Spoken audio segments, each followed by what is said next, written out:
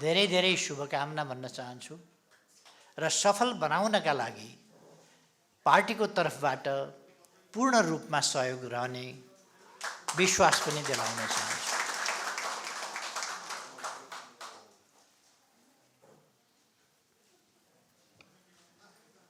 तपाईहरुले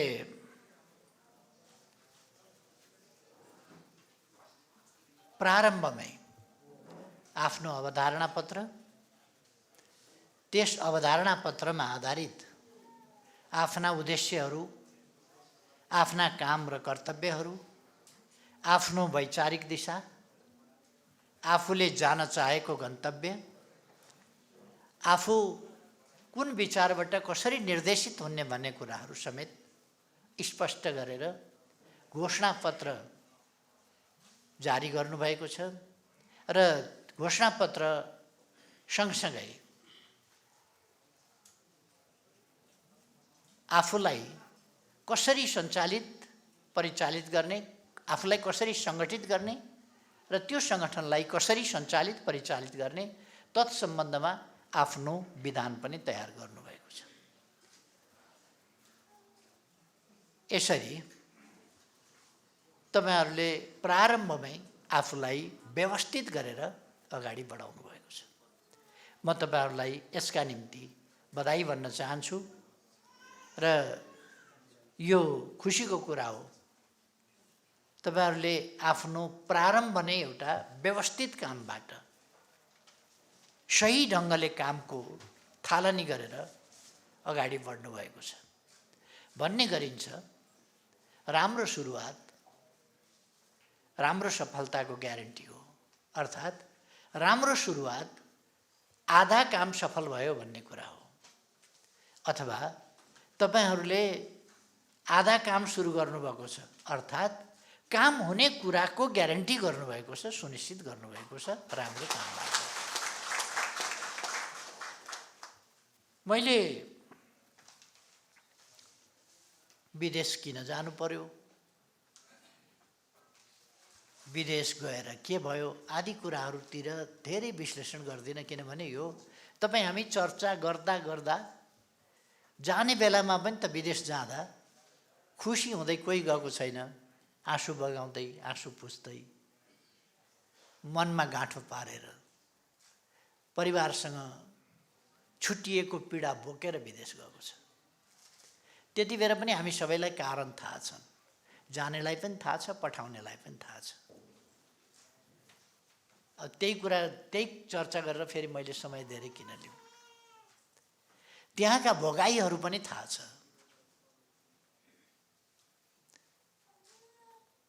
तिनै कुरा गरेर पनि फेरि समय किन हामी धेरै खर्च गरौँ। त्यस्तो विकट स्थितिमा पनि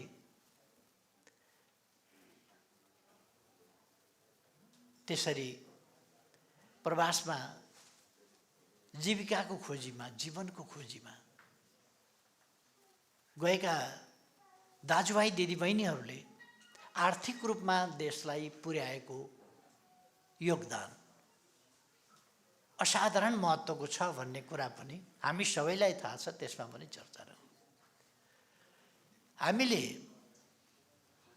सामाजिक र खास गरी पारिवारिक सम्बन्धहरू धरापमा पारेर आफ्नो वैयक्तिक र पारिवारिक जीवनलाई धरापमा पारेर अप्ठ्यारोमा पारेर कहिले कहिले ठुलो क्षति बेहोरेर तर देशलाई लाभ नै दिएको छ रेमिटेन्स मार्फत। यस कामका निम्ति म हिजो पनि विदेशमा गएर काम गरेर केही अर्निङ गरेर देशमा रेमिटेन्स पठाएका सबैलाई धन्यवाद भन्न चाहन्छु र आज जो गरिरहनु भएको छ उहाँहरूलाई पनि सम्मान व्यक्त गर्न चाहन्छु। यो ठुलो कुरा हो। यद्यपि मैले थुप्रै ठाउँमा बोल्दा भन्ने गरेको छु, नेपाल जस्तो देश छोडेर जुन देश जीवनमय छ, जुन देशमा हरियो परियो बनाउनका लागि देशमा वृक्षारोपण गर्नु पर्दैन। वास्तवमा वृक्षारोपण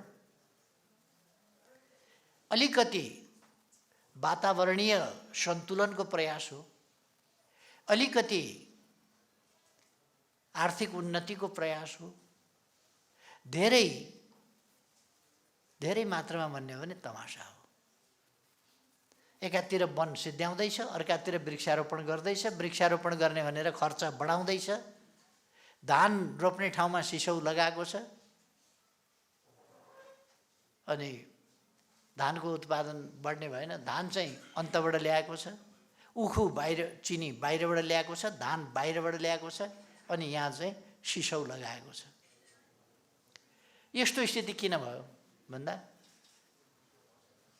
देश ट्र्याक्टरमा पनि पस्या छैन, ट्र्याक्टरमा प्रवेश गरे पनि चलाउने मान्छे छैन। भाइ छोराहरू विदेशमा छन् अनि सिसौ लगाएर खेत छोडिदिने। अनि त्यो सिसौ कलिलो रुखको बिउबाट उम्रिएको सिसौ, त्यो 10 वर्षको सिसौको बिउबाट उम्रिएको सिसौ 10 वर्ष बाँच्छ, सुकेर मर्छ फेरि। त्यस कारण त्यो कुनै प्रतिफल हुँदैन, हुर्किनै पाउँदैन, त्यो साँच्चैको सिसौ बन्नै पाउँदैन। हाम्रो देश यस्तो जीवनमय देश छ। अहिले अलिकति गडेउला खेतीसेती गर्न थालेको छ कतै कतै किसानहरूले, साथीहरूले। यो पनि पछि सिक्या हो, पछि थाल्या हो। गडेउलाको खेती कसले गर्थ्यो, भ्यागुताको खेती गर्थ्यो, बाँदरको खेती कसले गर्थ्यो, बाघ भालुको खेती कसले गर्थ्यो, हात्ती गैँडाको खेती कसले गर्थ्यो? कसैले त खेती गरेको त होइन। सालघारी कसले लगाएका हुन्, सिसौघारी कसले लगाएका हुन्, खैरघारी कसले लगाएका हुन्, यार्चा गुम्बा कसले उमारे हो? आफै उम्रिन्छ। निमका रुख कसले उमार्यो, अरू रुखहरू कसले उमार्यो? सबै त आफै उम्रिन्छ। झारपात आफै उम्रिन्छ, फलफुल आफै उम्रिन्छ। यदि आरा बन्चरो लिएर जङ्गल नपस्ने हो भने 10 वर्षमा जङ्गलामय भइसक्छ देश। त्यो बिरुवा उमार्नका लागि केही गर्नै पर्दैन, यहाँ खालि नमासे पुग्छ। यस्तो देश छ। रङ्गी चङ्गी 5000 भन्दा बढी जातका पुतली। कसले खेती गर्यो यहाँ? कसैले खेती गरे होइन। यति धेरै चराचुरुङ्गी, यति धेरै प्रकारका चराचुरुङ्गी, हिमालमा डाँफे मुनालदेखि तराईमा मयूरसम्म, यार्चा गुम्बादेखि जडीबुटी गुजरगानु पिप्ला आदिसम्म, यी सबै आफै उम्रिया छ। अर्थात् यस्तो देश छ जहाँ जीवन छ। पानीमा जीवन छ, माछा, गडेउला, भ्यागुता, गडेरा आदि पानीमा छन्, गोही छन्। पानीमा आफ्नै जीवन छ। कीट पतङ्ग आदि उडिरहेका छन् हावामा, जीवनमय छ हावा पनि। कीट पतङ्ग मध्ये कुनै फाइदाजनक होलान्, कुनै नहोलान्, त्यो त आफ्नो खालको कुरा। तर जीवनमय छ प्रकृति यहाँको, जीवनमय छ वातावरण यहाँको। वन्य जन्तुका लागि, चराचुरुङ्गीका लागि, अरू जीव जन्तुका लागि, मानिसका लागि, जलचरका लागि, थलचरका लागि, नभचरका लागि, उभयचरका लागि, सबैका लागि बाँच्न अनुकूल छ। वातावरणको हिसाबले अनुकूल छ, कठिन छैन।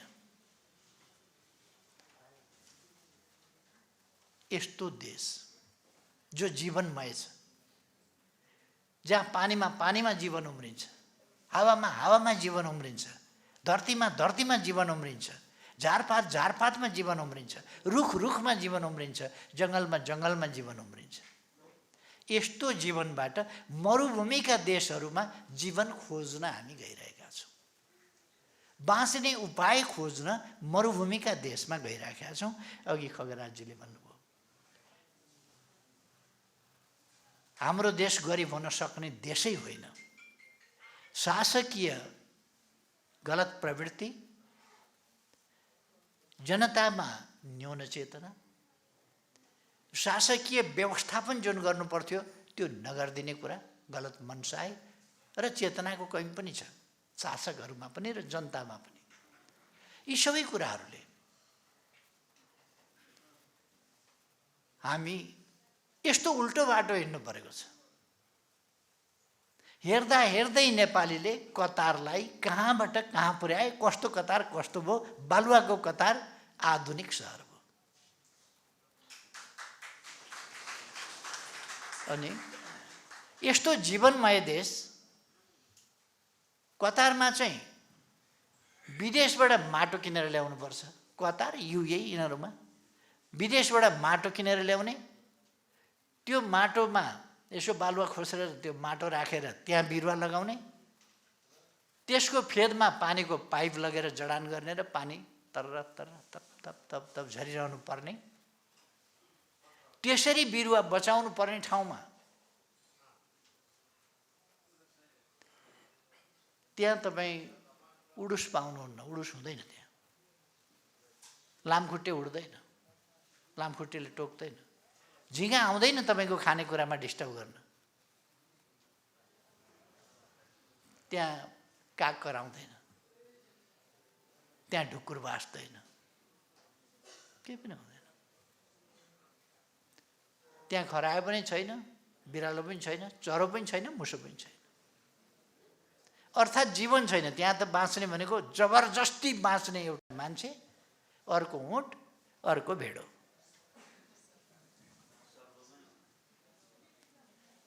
यो तीनटा चाहिँ जबरजस्ती बाँच्ने खालका चिजहरू हुन्थ्यो। भेडो भनेको हिमालमा पनि बाँच्छ, तराईमा पनि बाँच्छ, मरुभूमिमा जहाँ पनि बाँच्छ। यो मान्छे पनि हिमालतिर लग्यो भने पनि बाँच्छ, 50 डिग्रीमा पनि बाँचिया छ, -50मा पनि बाँचिया छ। ऊँट पनि त्यस्तै त्यस्तै, महिना दिन पानी नखाए पनि अलिकति रिजर्भ बोकेर हिँड्छ, त्यसैले काम चलाउँछ, महिनौसम्म पानी बिना पनि बाँच्न सक्छ। यस्ता खालका ज्याद्रो जीव भन्दै सर्भाइभल अफ द फिटेस्ट, डार्विनको थ्योरीमा भन्ने हो भने फिटेस्ट अफ द फिटेस्ट। त्यो फिटेस्ट मात्रै होइन कि तिनीहरू मध्ये पनि सर्वाधिक फिटेस्ट खालका जीव मात्रै सर्भाइभ गर्न सक्ने ठाउँमा हामी जीवन खोज्न गइराखेका छौँ भने हाम्रा निम्ति कस्तो कस्तो खालको चाहिँ एउटा हामी कति अभिशप्त स्थितिमा छौँ, जुन स्थिति बदल्न पर्छ। यो आफ्ना ठाउँमा छ। यो आजको भोलि फेरि बदलिहाल्नेवाला छैन। हामीले,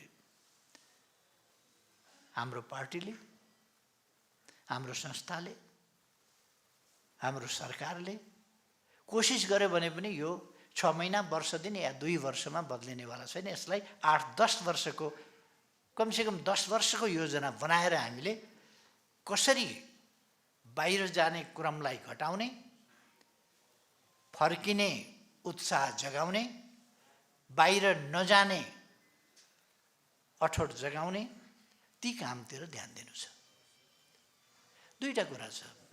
एउटा, रोजगारी नपाएर, जीविका नपाएर मात्रै हामी विदेश गएका छौँ भन्ने पनि होइन। खेत बाँझै छ नि त, बारी बाँझै छ नि त।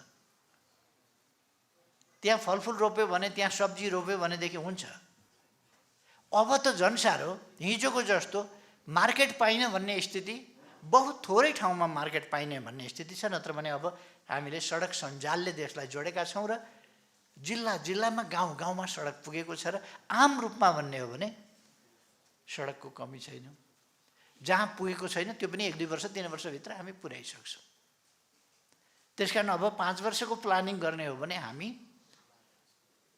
कृषि क्षेत्रलाई आधुनिकीकरण गर्न सक्छौँ। खेत बाँझो छोडेर, बारी बाँझो छोडेर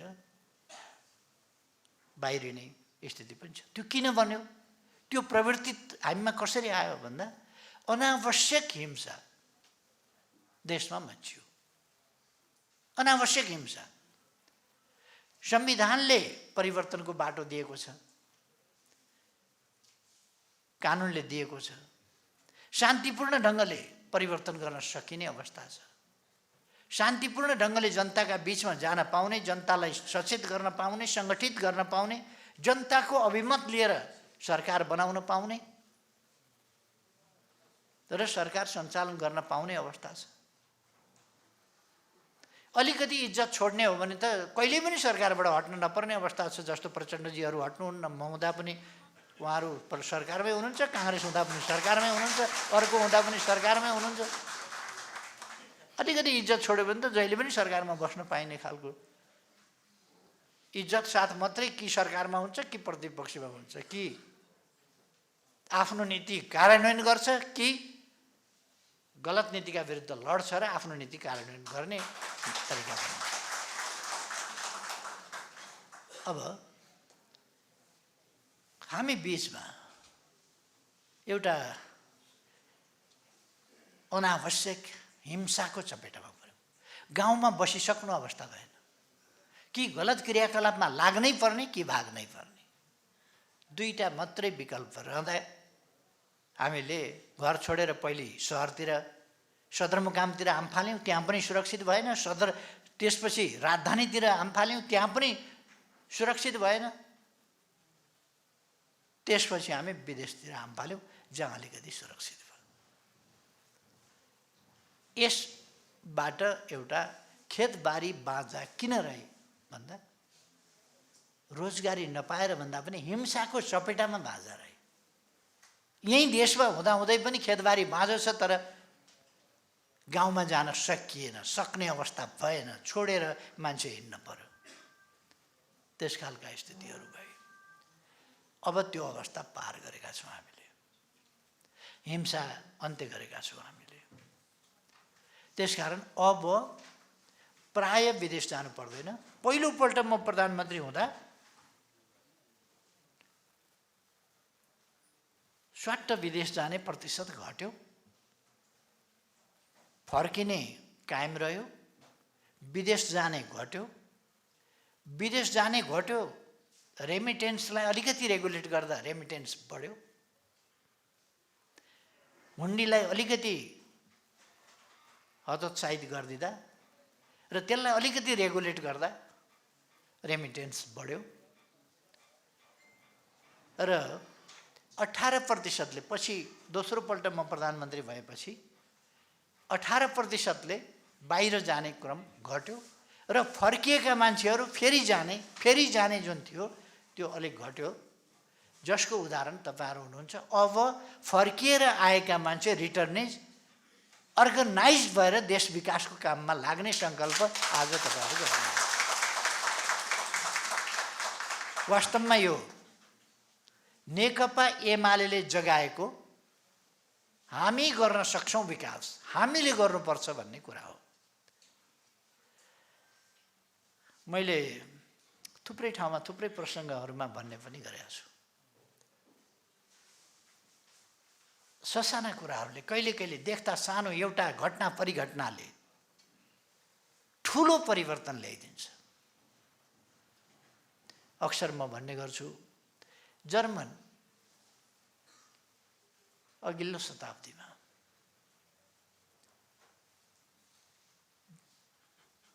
जर्मनी 16 टुक्रामा विभाजित थियो। वरिपरिका छिमेकीहरूले यता कोले पनि तानेको छ, उता कोले पनि तानेको छ, उता कोले। जर्मनी ठुलो देश तर अस्तव्यस्त, असङ्गठित, अनि अरू ससाना वरिपरिका देशहरूले चोडचाड लुसलास गरेर 16 टुक्रा बनाएको थिए जर्मनीलाई। त्यहाँ विचार कस्तो थियो फैलिएको भन्दा सबै कुरा पूर्व निर्धारित छ। पूर्व निर्धारित छ, पहिले नै तय भएको हुन्छ। तपाईँ गरिब हुने कुरा पहिले नै तय भएको थियो। यो अहिलेको कुराले होइन, यो तपाईँ जन्मिनुभन्दा अगाडि तपाईँको तय भइसकेको छ। तपाईँ जन्मिने पनि पूर्व तय कुरा हो, त्यो तपाईँको भाग्य पनि पूर्व तय छ। तपाईँ गरिब हुने पनि पूर्व तय छ। तपाईँ अमेरिका जाने, जापान जाने, इजरायल जाने, मलेसिया जाने अथवा युए जाने, कहाँ जाने हो, कतार जाने हो कि कता जाने हो त्यो पनि तय छ। तपाईँले स्यालेरी रिङ्गिटमा पाउने हो कि दराम्समा पाउने हो कि डलरमा पाउने हो कि युरोमा पाउने हो कि केमा पाउने त्यो पनि तय छ। युआनमा पाउने हो केमा पाउने हो, कति पाउने त्यो पनि तय छ। तपाईँको विद्यार्थी हुनुहुन्छ भने तपाईँको रिजल्ट कस्तो आउँछ त्यो पनि तय छ। सबै पहिले नै तय छ भने पढ्ने बेसरी किन, दुःख गर्ने बेसरी किन, तय छ। तय कसले गर्छ भन्दाखेरि अदृश्य, सर्वव्यापी, अदृश्य एउटा चाहिँ परम शक्ति छ जसले सबै कुरा तय गरेको छ, निर्माण गरेको छ, सञ्चालन गरेको छ र त्यसैको सञ्चालनबाट हिँड्छ। यो फिलोसफी जर्मनमा व्याप्त थियो र जर्मनहरू त्यसबेला बडो भाग्यवादी, भरोसावादी, भइहाल्ला अब भगवानको इच्छा भनेर निकम्मा हुने प्रवृत्ति असाध्य थियो। त्यहाँ एउटा प्रोफेसर नेत्से भन्ने थिए। ती प्रोफेसर नेत्सेले एक दिन आफ्ना विद्यार्थीहरूलाई पनि जम्मा गरे। एउटा परालको पुतली बनाए, एउटा कठवासको दरो डन्डी बोके, लाठी, अनि त्यो पुतली लिएर उनी चौबाटोतिर लागे, सडकको बीचमा। विद्यार्थीहरू पछि पछि लागे, गुरु के भएको? हातमा कलम हुनुपर्ने गुरुको आज हातमा कठवासको लाठी छ। पुस्तक हुनुपर्ने गुरुको साथमा परालको पुतली छ। कहाँ जाने गुरु भनेर हेर्दै जाऊ। अनि चौबाटोमा पुगेपछि गुरुले त्यो परालको पुतली, वरिपरि थुप्रो मान्छे जम्मा भए। प्रोफेसर नेत्से चौबाटोमा आएको छ भनेपछि सबै हेर्न जम्मा भए। अनि उनले त्यो परालको पुतली पछारे भुइँमा बेसरी पछारे। मैले तिमीहरूको भगवान पछाडिदिएँ आज। अनि उनले लाठीले हाने, धुलो धुलो बनाए त्यो परालको पुतलीलाई। अनि भने भगवान मर्यो, अब भगवान छैन। अब पहिले नै लेख्ने, पहिले निर्धारित सबै गयो। जर्मनी 16 टुक्रा छ। जर्मनी पछाडि परेको छ। जर्मनी लुतेछ। बाघ जत्रो भए पनि के गर्ने, मुसाले हेप्छ। 16 टुक्रा बनाएको छ जर्मनीलाई। त्यसलाई एकीकरण कसले बनाउँछ? बलियो जर्मनी कसले बनाउँछ? भगवान जसको आश गर्थ्यौ मैले मार्दिएँ पछारेर। लाठीले हानेर ध्वस्त बनाइदिएँ। अब भगवान छैन, के गर्छु? उनका शिष्यहरूमध्ये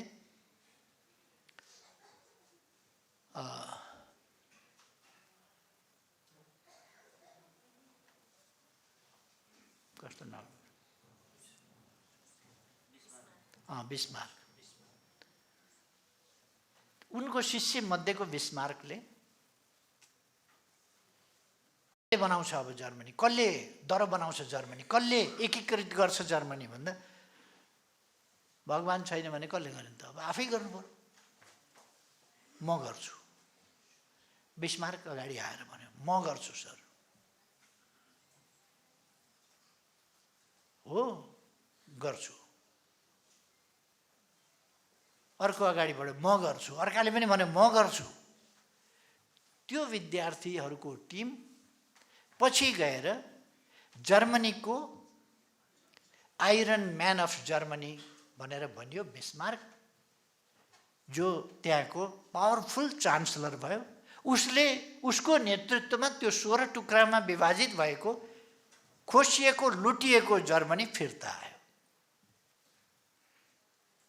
जर्मन दरो भयो, बलियो भयो, विकसित भयो। मान्छेले गर्छु भन्यो भने, म गर्छु भन्यो भने, बिस्मार्कले भनेको थियो सबभन्दा पहिले, म गर्छु, म बनाउँछु, म एकीकरण गर्छु, म दरो बनाउँछु जर्मनी। आजको आवश्यकता पनि हाम्रो त्यही हो। नेपाल गरिब छ, धनी कसले बनाउँछ भन्दा हामी हरेकले भन्नु परेको छ, म बनाउँछु। बाहिर गएर नेपाल बन्दैन, रेमिटेन्स ल्याएर नेपाल बन्दैन, नेपाल बनाएर नेपाल बन्छ।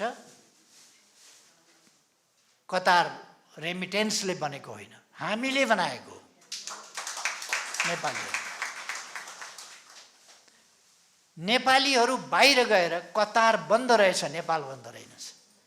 हामी बाहिर गयौँ, हामीले श्रम गऱ्यौँ, हामीले सहर बनायौँ, हामीले बिल्डिङ बनायौँ, हामीले बाटा बनायौँ, हामीले गगनचुम्बी भवनहरू बनायौँ, हामीले ब्रिजहरू बनायौँ, हामीले नक्कली नहरहरू बनायौँ, हामीले उद्यम मचायौँ, थुप्रै कुरा गऱ्यौँ।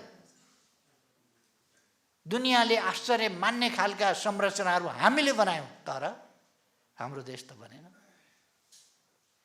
त्यसकारण हामीले बनाउनु पर्छ देश, हामी नेपालीहरूले बनाउनु पर्छ देश। यही कुराको सुरुवात रिटर्निस्ट फेडरेसन नेपाल। यस माध्यमबाट तपाईहरुले एउटा अभियान सुरु गर्नुभएको छ। यो एउटा विचारको श्रृङ्खला हो। समृद्ध नेपाल, सुखी नेपाली बनाउने संकल्प तपाईहरुको मैले हेरे, तपाईहरुको अवधारणा पत्र, तपाईहरुको घोषणा पत्र, त्यसले भन्छ समृद्ध नेपाल, सुखी नेपाली बनाउने।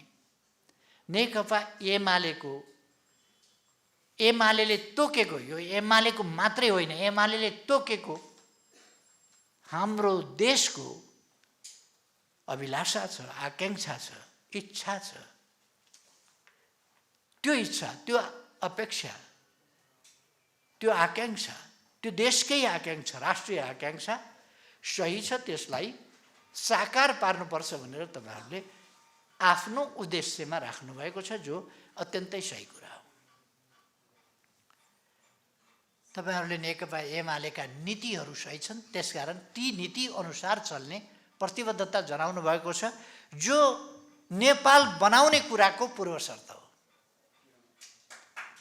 नेकपा एमालेका नीति सही छन्, एमालेका नीतिबाट नै देश बन्न सक्छ, हामी अगाडि जान सक्छौं। त्यो तपाईहरुले ठम्याउनु भएको छ। देशमा थुप्रै तपाईहरु भन्दा धेर पढेका बुद्धिजीवीहरू पनि होलान्, बुद्धि नै ख्याएर बसेका, शास्त्रकै पाना पल्टाएका, कम्प्युटर नै चलाएका बुद्धिजीवीहरू होलान्। तर धेरैले तपाईहरुले ठम्याएको कुरो ठम्याउने हो भने देश बन्न ढिला हुँदैन थियो, छोटो समयमा देश बन्छ। तर हाम्रो अवस्था कस्तो छ? हामी सरकारमा हुँदा दिनमा 6 किलोमिटर लगभग बाटो पक्की गर्थ्यौं। हामी भन्दा अगाडि वर्षमा 10 किलोमिटर बाटो पक्का हुन्थ्यो सरदर। हामीले 6 किलोमिटर सरदर बाटो पक्का गर्यौं, त्यति नै बाटो ग्राभल गर्यौं, त्यतिकै बाटो कच्ची बनायौं। हामीले 2 दिनमा एउटा पक्की सडक पुल बनायौं, 2 दिनमा एउटाका दर। त्यस्तै गरी 2 दिनमा एउटाका दरले जसो झोलुङ्गे पुल बनायौं।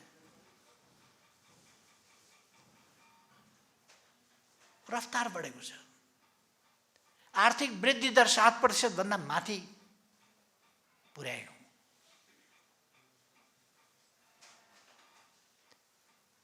हाम्रा बुद्धिजीवीहरू अधिनायकवाद हो, तानाशाही हो भनेर कहीं जनता मारिएन, दमन गरिएन, विपक्षमाथि मुद्दा लगाइएन, गिरफ्तार जस्ता कुराहरू गर्ने, झुटा मुद्दा लगाउने त्यस्ता क्रियाकलाप गरिएन। जालसाज नेकपा एमालेको नेतृत्वको सरकारले गर्दैन, गर्न दिँदैन, गरिएन। अधिनायकवाद भयो, तानाशाह भयो भनेर हुँदा हुँदा प्रतिगमन भयो भनेर बुद्धिजीवीहरू कराउन थाले। के चाहिँ खास प्रतिगमन चाहिँ के भने अन्यल भयो देशमा। जुन गठबन्धन, जुन हिजो चुनावी तालमेलका साथ हामी जनताका बीचमा गएका थियौं र चुनावी तालमेलबाट त्यो घोषणापत्र लिएर गएका थियौँ, त्यो असफल भयो। नयाँ घोषणापत्रका साथ हामी जनतामा जान्छौँ, हामीलाई काम गर्न दिएनन्। हामी जनताको आदेशले काम गर्न नदिने स्थितिको पनि अन्त्यका लागि जनताको साथ माग्न चाहन्छौँ। यो त कु भयो, जनताका बिचमा जाने कुरा त कु भयो, प्रतिगमन भयो। प्रतिगमनको विश्व परिभाषा, लोकतान्त्रिक अभ्यास गर्नु प्रतिगमन हाम्रै बुद्धिजीवीहरू गराए, हाम्रै सञ्चार माध्यमहरू गराए। पढे नलेखेका, पढाइ लेखाइ नभएका गाउँमा बसेका सर्वसाधारण जनता होइन, ती पनि युनिभर्सिटी रिटर्नेज हुन्। युएसका युनिभर्सिटीबाट फिर्ता आएका, बेलायतका युनिभर्सिटीबाट फिर्ता आएका, जापानका युनिभर्सिटीबाट फिर्ता आएका, भारतका युनिभर्सिटीबाट फिर्ता आएका, युनिभर्सिटी खुब युनिभर्सिटी चपाएर आएका हौँ भन्नेहरू, डेमोक्रेसी देखेर डेमोक्रेसी सिकेर आएका हौँ भन्नेहरू। एउटा विश्वको अनुभव के छ भने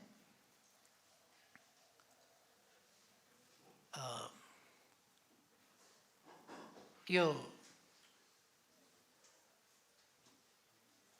विकास सिक्न बाहिर गयो भने पनि अलिअलि सिक्न सक्छ, तर आफ्नै तरिकाले विकास अगाडि लानुपर्छ, नक्कल गर्न सक्दैन। प्राविधिक हिसाबले घर बनाउन सिक्यो भने काम लाग्छ, केस काट्न सिक्यो भने काम लाग्छ, लुगा सिउन सिक्यो भने काम लाग्छ, जहाँ सिकोस्। सर्जरी गर्न सिक्यो भने काम लाग्छ, बिमारी जाँच्न सिक्यो भने काम लाग्छ, इन्जिनियर भएर नाप्न सिक्यो भने काम लाग्छ, प्लानिङ गर्न एउटा प्लानर भएर प्लानिङ गर्न सिक्यो भने काम लाग्छ, म्यानेजमेन्ट सिकेर म्यानेजर भयो भने काम लाग्छ।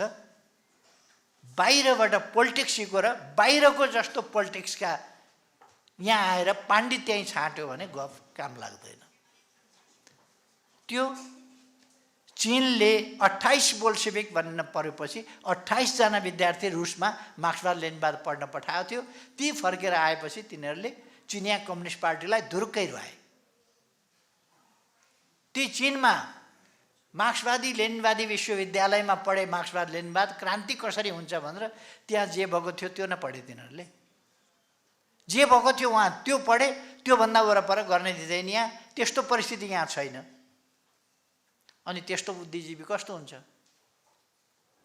क्रान्ति सिकेर आएको बुद्धिजीवी कस्तो शास्त्रीय हुन्छ, शास्त्रवादी हुन्छ। मैले एउटा प्रसङ्गमा भनेको थिएँ, उहिलेको जमानामा एउटा बुद्धिजीवी ससुराली जान कतै जान हिँडेछ, बाटामा खोलो आएछ, यसो हेऱ्यो, ससुराली जाँदा राम्रै यसो सुरुवाल लगाएर जुत्ता लगाएर गएको, यसो हेऱ्यो, त पानीमा त म यसै तरेँ भने त भिज्छ, हिलो हुन्छ। अनि उसले जुत्ता पनि खोल्यो, सुरुवाल खोल्यो, अनि खोलो तर्यो। पारिपट्टि गएर टिपोट लेख्यो।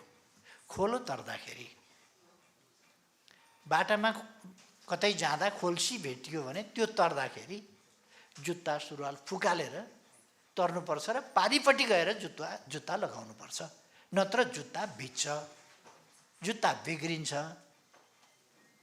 त्यसकारण यो सबै कुरा लेख्नभन्दा पनि उसले टिपोट के गर्यो भने खोलो तर्दा जुत्ता फुकालेर तर्नुपर्छ, पारी गएर फेरि जुत्ता लाएर हिँड्नुपर्छ।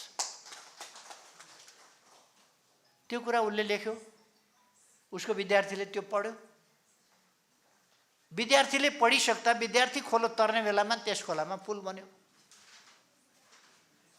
विद्यार्थी गयो, गुरुवचन शास्त्रमा लेखेको छ, यसो हेरो खोलो आयो, जुत्ता त खोल्नु पर्यो।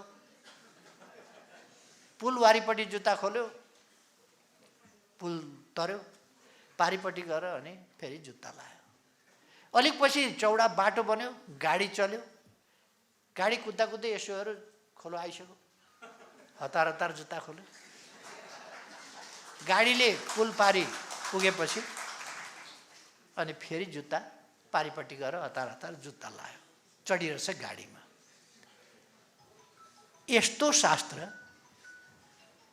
कतिपय विद्वानहरू देखिन्छन् त्यस्तै शास्त्र पढेका, त्यही गर्ने।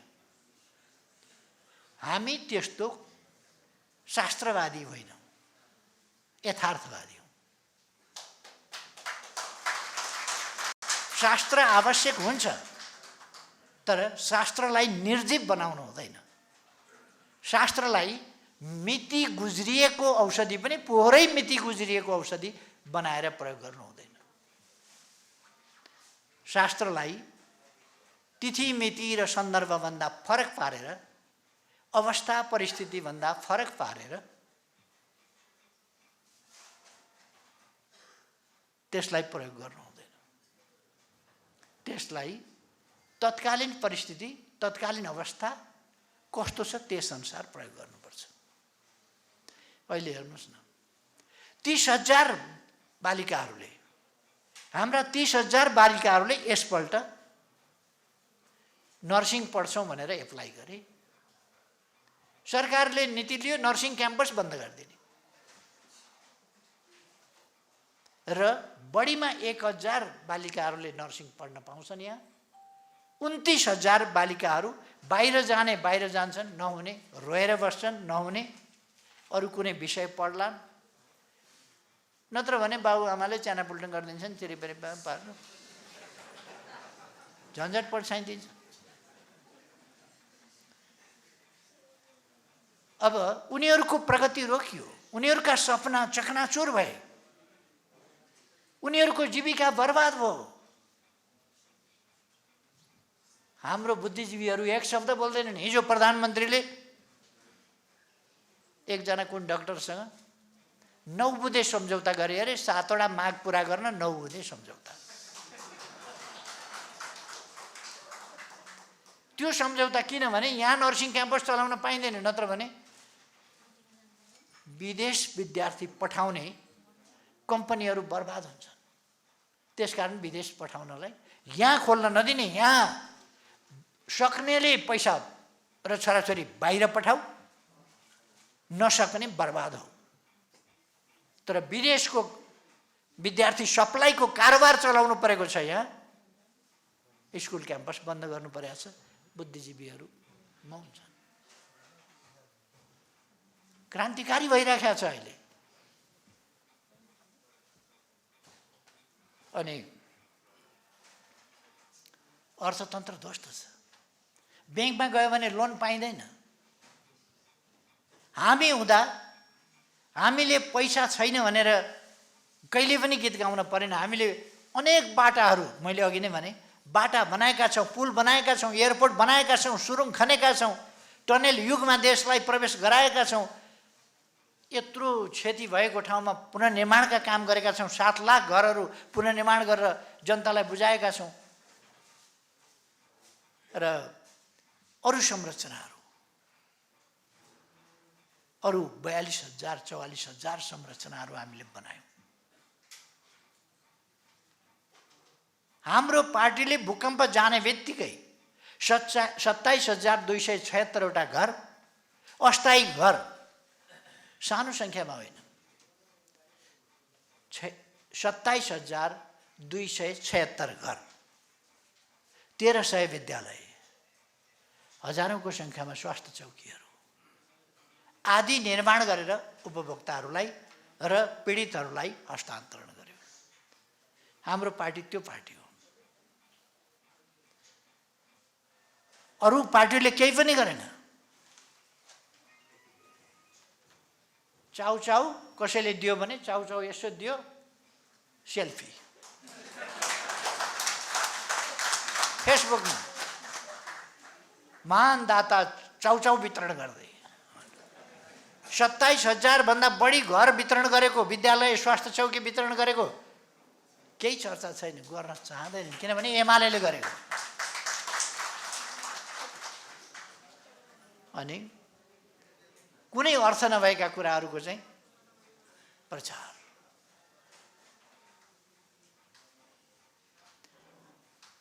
तर त्यति बेला सरकारको जे गरे पनि आलोचना, बाटो खन्छ आलोचना, धरहरा बनायो आलोचना, रानी पोखरी बनायो आलोचना, दरबार हाई स्कुल बनायो आलोचना, अर्को संरचना बनायो आलोचना, भत्किएका अनेक पुरातत्त्विक महत्त्वका कुराहरू निर्माण गर्यो आलोचना, पुनर्निर्माण गर्यो आलोचना, कृषि आधुनिकीकरण कार्यक्रम चलायो आलोचना, कृषि उत्पादन वृद्धि गर्यो, सहरीकरण गर्यो, फलाम कारखाना पत्ता लगायो, तेलको दैलेखमा गरिराखेको छ अन्वेषण, त्यसै गरी बैतडीमा गरिराखेको छ अन्वेषण,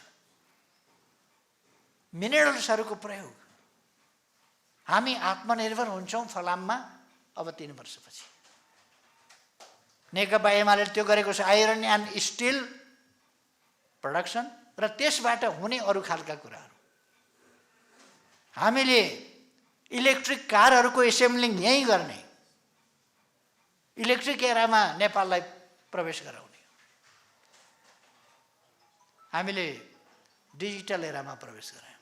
सोइल टेस्टको घर घरमा गएर माटो छान्नु पर्दैन।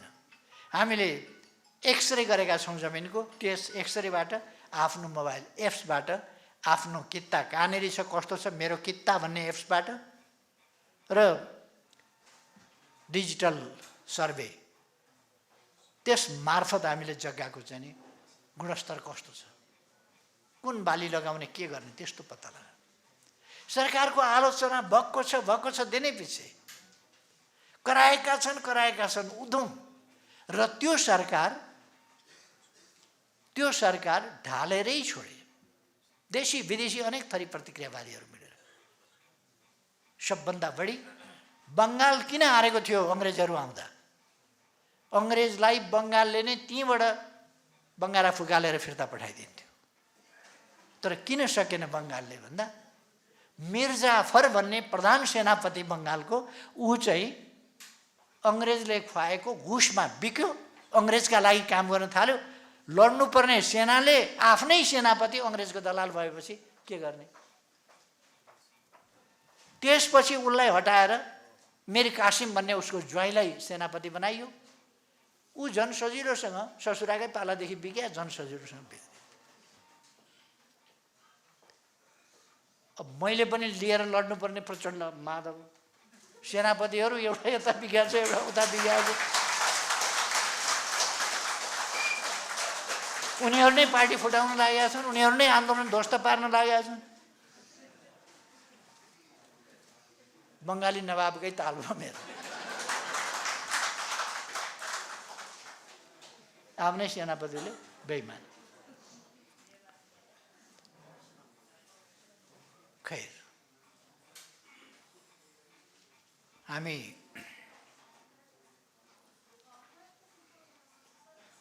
यो देश गरिब हुन सक्ने होइन भन्ने कुरा हामीले बुझ्नुपर्छ र यसलाई अब बढी गरिबीमा रहिरहन दिन हामी सक्दैनौँ। यसलाई समृद्ध नेपाल र सुखी नेपालीमा परिणत गर्नुपर्छ। हाम्रै पालामा हाम्रा मन्त्रहरूमा उहिले पनि लेखिया थिए, सर्वे भवन्तु सुखिनः, सबै सुखी हुन्, लेखिया थियो। आशीर्वचन जस्तो थियो। आयु द्रोणसुते श्रियम दशरथे, द्रोणका छोरा द्रोणीको जस्तो आयु होस्, दशरथको जस्तो श्रेय होस्। आशीर्वाद हो। त्यस्तै हुने भए अरब किन जानु पर्थ्यो? आशीर्वाद त सबैले पाएकै थियो। आशीर्वादले मात्रै हुँदो रहेछ। आयु द्रोणसुतेमा सिरानी के अरे निधार नथापेको हामी कसले छ र? सबैले आयु द्रोणसुते त पाएकै हो नि, त्यसले मात्रै हुँदो रहेछ। त्यसकारण समृद्ध नेपाल सुखी नेपाली मात्रै भनेर हुँदैन। त्यो त शास्त्रले पनि भनेको थियो, मन्त्रले पनि भनेको थियो, सर्वे भवन्तु सुखिनः, सर्वे सन्तु निरामया, सर्वे भद्राणि पश्यन्तु मा कश्चित् दुःख भाग्छन् भनेको थियो। मान्छे के चाहन्छ भन्दा सुख चाहन्छ, सबैले बुझेको कुरा रहेछ। उहिलेदेखि सबै मान्छेका प्रयासहरू चेष्टाहरू सुख प्राप्तिका लागि रहेछ। तर त्यो सुख प्राप्ति हुने कहाँबाट, कसरी? यही कुराको खोजीमा हामी कहिले अरब पुग्यौँ, कहिले खाडीका देशहरूमा, कहिले मलेसियातिर, कहिले अमेरिकातिर, कोही गच्छे अनुसार शक्ति अनुसार जहाँ पुग्न सक्थ्यो त्यहाँ सुख खोज्दै पुग्यौँ। तर म साथीहरूलाई भन्न चाहन्छु, सुख फेरि पनि कहाँ छ भन्दा विदेशमा सुख छैन, स्वदेशमा सुख छ, हाम्रैमा सुख छ। र यो भूमि भनेको यो देवभूमि हो, तपोभूमि हो, ज्ञानभूमि हो, ध्यानभूमि हो, यो स्वर्ग तुल्य भूमि हो। प्रकृतिले यो त्यस्तो दिएको छ यस भूमिलाई। त्यसकारण यसलाई हामीले तदनुसार नै बनाउनु पर्छ। अब प्रकृतिले हामीलाई सब कुछ दिएछ, हाम्रो विकास किन हुन सक्छ? प्रकृतिले हामीलाई सबै कुछ दिएको छ। उर्वर जमिन, जमिन सिँचाउने पानी, पानी नसुक्न हिमाल, कस्तो मिलाइदिएछ हेर्नुहोस् न। अनि डाँडा पाखा वर्षाका लागि त्यो बनाइदिएछ। यस्तो उर्वर स्रोतमय जीकृति। मान्छे विद्वान पुर्खाका सन्तान जो जति बेला संसार अन्धकारमा थियो, हाम्रा पुर्खाहरू विद्वान थिए, अनेक आविष्कार गरेका थिए। आज जहाँ जहाँ जे आविष्कार भएको भनेको छ, त्यसको सुरुवात यहीँ भएको थियो। गणित यहाँ सुरु भएको थियो। गणित यसो ढुङ्गा राखेर, ढुङ्गाका टुक्रा राखेर, केही राखेर त्यसलाई 1 2 3 4 भन्न थालिएको थियो। 1 2 3 4 गर्दै 9 पुर्याइएको थियो। त्यसभन्दा माथि के गर्ने भन्दा 1 9 2 9 3 9 4 9 गरेर गर्ने अवस्था थियो। 9 का पछाडि एउटा शून्य राख्यो भने 10 हुन्छ। 10 का पछाडि एउटा अर्को शून्य राख्यो भने 100 हुन्छ। त्यसको 10 गुणा बढी हुन्छ। यसले गुणन निस्कियो। एउटा शून्य घटाइदिँदा 10 गुणा घट्छ, भागा निस्कियो। एउटा र अर्को जोड्दै सङ्ख्यामा जोड्दै लाँदा यति बढ्दै जान्छ, जोड निस्कियो। यतिमा यति हटाउँदा यति घट्छ, घटाउ निस्कियो। यसरी गणितको विकास हुँदै गएर शून्यमा गएर डेसिमलमा गएर यहीँबाट गणितले पृथ्वी नाप्यो, सूर्य नाप्यो, पृथ्वी र सूर्यको दूरी नाप्यो, पृथ्वी कसरी घुम्छ नाप्यो, कति गतिमा पृथ्वी हिँड्छ, चन्द्रमा कति गतिमा हिँड्छ, अरू ग्रह कति गतिमा हिँड्छन्, कुन ग्रहको वर्ष दिन कति दिनमा हुन्छ, कति दिन कति घन्टा कस्तोमा हुन्छ, मङ्गलको कतिमा हुन्छ, अर्कोको कतिमा हुन्छ, बुधको र पृथ्वीको, मङ्गलको र पृथ्वीको यिनीहरूको मिल्दैन। त्यसकारण बुधको वर्ष, शुक्रको वर्ष, पृथ्वीको वर्ष, मङ्गलको वर्ष फरक फरक हुन्छ। जति सूर्यको नजिक छ त्यसको परिक्रमा गर्ने पनि त्यति नै सीमित ठाउँ हुन्छ, त्यसको वर्ष पनि त्यति छोटो हुन्छ, र जति टाढा छ त्यति बढी हुन्छ। अब चन्द्रमाको भन्ने हो भने उसले पृथ्वीलाई एक फन्का घुम्दाखेरि एउटा पक्ष अर्को पक्ष सिद्धियो।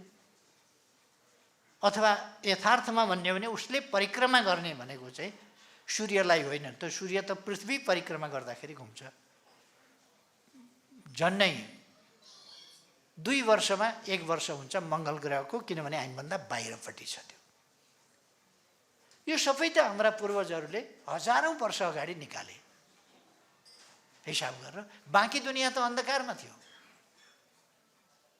अहिले पनि बाँकी दुनियाँ, विकसित देश, स्ट्रङ करेन्सी भन्छौँ नि हामी, स्ट्रङ करेन्सी भएकाहरूलाई 84 व्यञ्जनभन्दा छक्क पर्छ। पाउरोटी बटर त थाहा पाएको हो, यो 84 व्यञ्जन चाहिँ कस्तो हुन्छ। इडली थाहा पाएको हो, ब्रेड बटर 84 व्यञ्जन भनेको कस्तो। भेज नन भेज थाहा पाएको हो, त्यसका परिकार उसिन्न जानेको हो। तर त्यताका मान्छेहरूले खाँदाखेरि जिब्रो फड्कार्दैनन्, गर्छ नि हाम्रो त्यस्तो। यसो कागतीको अचार सम्झिनुहोस् त, अहिले मुख रसाउँछ। दुनियाँले कसैले त्यस्तो जानेको छैन। त्यो मुख रसाउने किन भन्दाखेरि त्यसको बेग्लै डाइजेस्टिभ सिस्टमसँग, एपिटाइटसँग त्यसको साह्रै ठुलो महत्त्व छ। के आविष्कार, साना कुरामा ठुलो आविष्कार हाम्रा पूर्वजहरूले गरेका छन् हजारौँ वर्ष अगाडि। त्यसो भएर हाम्रो देश चाहिँ त्यस्तो देश हो, त्यस्ता पुर्खाका सन्तान हौँ हामी। हाम्रो 60% पपुलेसन वर्किङ पपुलेसन छ। विकास किन हुन सक्छ भन्दा 42% पपुलेसन युथ पपुलेसन छ, जहाँ बुढौतीको समस्या भएका देशहरू छन्। पपुलेसनको ठुलो सङ्ख्या बुढौतीको, एउटा जोडीले छोराछोरी, बाबुआमा, हजुरबा हजुरआमा, कहीँ त हजुरआमा हजुरआमाका पनि, हजुरबा हजुरआमाका पनि आमाबा। नयाँ पिँढी एउटा, पुरानो पिँढी तिनवटा पाल्नुपर्ने हुन्छ। त्यसकारण उनीहरूलाई बर्डन भएको छ। हाम्रोमा साह्रै पुरानो पिँढी हजुरबा आमाको होला, बालबालिका होला, दुईटा पिँढी त काम गर्ने पिँढी हुन्छ। अहिलेसम्म पनि हाम्रोमा 25-30 वर्ष हुँदाखेरि बच्चा-बच्ची भइसकेका हुन्छ, 45-50 हुँदाखेरि नाति-नातिनी भइसकेका हुन्छ। हजुरबा हजुरआमाहरू 45-50 मजाले काम गरिराखेका हुन्छन्, छोराछोरीले काम गरिराखेका हुन्छन्, 4 जोडीले काम गर्छन्, अनि साना बच्चा-बच्ची दुईटा हुन्छन्, बुढी आमा बाबु एउटा दुईटा होला। गर्दा उनीहरूको भन्दा हामीलाई डबल अनुकूल छ। खालि हाम्रो करेन्सी हार्ड छैन, स्यालेरी धेरै छैन, आम्दानी धेरै छैन। यो पाटो कसरी बढाउने भन्ने हाम्रो आजको अर्थतन्त्रको मुख्य विषय थियो। जब अपर्च्युनिटी, हाम्रो अर्थतन्त्रलाई सबल बनाउने, उपभोग्य वस्तुहरूको आफूले उत्पादन गर्ने, किन्न नपरोस्, विदेश पठाउने वस्तुहरूको उत्पादन बढी गर्ने, ताकि करेन्सी आर्जन गर्न सकियोस्। करेन्सी आर्जन गर्न बाहिर जाने होइन, मान्छे पठाउने होइन, वस्तु पठाउने। हाम्रो प्रोडक्सन पठाउने र पैसा खिच्ने, मान्छे गएर पसिना बगाउने होइन। पसिना यहाँ बगाउने, उत्पादन यहाँ गर्ने, धनी यसलाई बनाउने, करेन्सी खिच्ने। अहिले के गरेको छ भने अरूले अलिअलि करेन्सी दिएर हामीलाई सोझै खिचेको छ। उनीहरूले हामीलाई नै तानेर त्यहाँ लान्छ, हामीबाट देश बनाउन लाउँछ, यति करेन्सी दिएर पठाउँछ। त्यस स्थितिलाई हामीले उल्टाउनुपर्छ र यहाँ तयार गर्नुपर्छ। विकसित धनी बनेका देशमा फिजिकल लेबरको काम, त्यसको मूल्य धेरै महँगो छ। एउटा डाक्टर जोडीले एउटा काम गर्ने सहयोगी घरमा राख्न सक्दैन, किनभने उसको स्यालेरी, ती दुईटाले स्यालेरी दिँदा तिनीहरूको घर चलाउन गाह्रो पर्छ। त्यति महँगो हुन्छ त्यो फिजिकल लेबर। सबै एजुकेटेड मान्छे छ, फेरि पनि फिजिकल लेबर गर्छ भनेदेखि अलिकति एजुकेटेड मान्छेले लिने भन्दा अलिक बढी लिन्छ उसले। त्यसो भएर अब मैले यी सबै कुरा भनेको तपाईहरूले जुन अर्गनाइजेसन आजको भेलाबाट नीति, अवधारणा, घोषणा र विधान समेत तपाईहरू वैचारिक हिसाबले सङ्गठित, सङ्गठनको हिसाबले सङ्गठित र त्यस सङ्गठनलाई चलाउने विधान सहितको निर्दिष्ट एउटा सुदृढ आबद्धताका साथ अगाडि बढ्ने जो अठोट गर्दै हुनुहुन्छ, त्यो साह्रै प्रशंसनीय र यो एउटा उल्लेखनीय कुरा छ। यसले एउटा नयाँ च्याप्टरको सुरुवात गरेको छ। अब म धेरै अरू कुरा केही नभनौँ। नेकपा एमाले यस सङ्गठनलाई आफ्नै सङ्गठनको रूपमा, आफ्नै एउटा जनसङ्गठनको रूपमा, आफ्नै नीतिअनुसार आफ्नै उद्देश्यका निम्ति समर्पित सङ्गठनको रूपमा अथवा पार्टीको एउटा परिवारको रूपमा यसलाई लिएर साथसाथै लिएर अगाडि बढ्नेछ। त्यसका निम्ति पुराका पुरा साथसाथ पनि गर्नेछ। त्यसकारण साथीहरू ढुक्क भएर उत्साहका साथ अगाडि बढ्न म सबैलाई आग्रह गर्न चाहन्छु। तपाईहरु अगाडि बढ्नुहोस्। अब मैले धेरै समय नलिउँ। मलाई लाग्छ मैले भन्ने कुराको इन्डिकेसन एउटा कुन डिरेक्सनमा हामी जाँदैछौँ, कुन दिशामा भन्ने कुरा सम्बन्धी मलाई लागेको कुरा मैले अलिकति भने। अरू कुराहरू तपाईहरुले लेखेका कुरा मैले दोहोऱ्याइरहनु परेन। तपाईहरुका भोगाइका कुरा मैले तपाईहरुले भोगेर आउनुभएको छ, मैले त्यसको वर्णन गरेर समय अरबमा काम गर्दा कति गर्मी हुन्छ भनेर मैले अहिले व्याख्या गर्ने यहाँ एसी चलेको ठाउँमा बसेर। त्यसो भएर यो तपाईहरुले गर्नुहुन्छ। यो तपाईहरुको सिप। मुख्य कुरा तपाईहरुको सिपको प्रयोग र तपाईहरुले इनोभेटिभ ढंगले अब देशमा फर्किएपछि रिटर्निज फेडरेसनले विभिन्न कोअपरेटिभ्स मार्फत, सहकारीहरू मार्फत, अरू विभिन्न सहकार्यहरू मार्फत स्थानीय निकाय, स्थानीय जनतालाई साथ लिएर नयाँ ढंगले विकासको एउटा आधुनिकीकरणको एउटा लहर सञ्चालन गर्नुपर्छ। यस काममा तपाईहरुलाई सफलता मिलोस् भन्ने शुभकामना व्यक्त गर्दै आफ्नो भनाइ यही टुङ्ग्याउँछु। धन्यवाद।